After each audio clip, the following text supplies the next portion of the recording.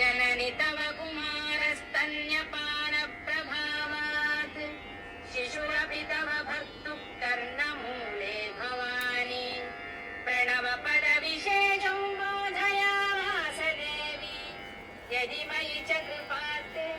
सुप्रभातं भवेन्मे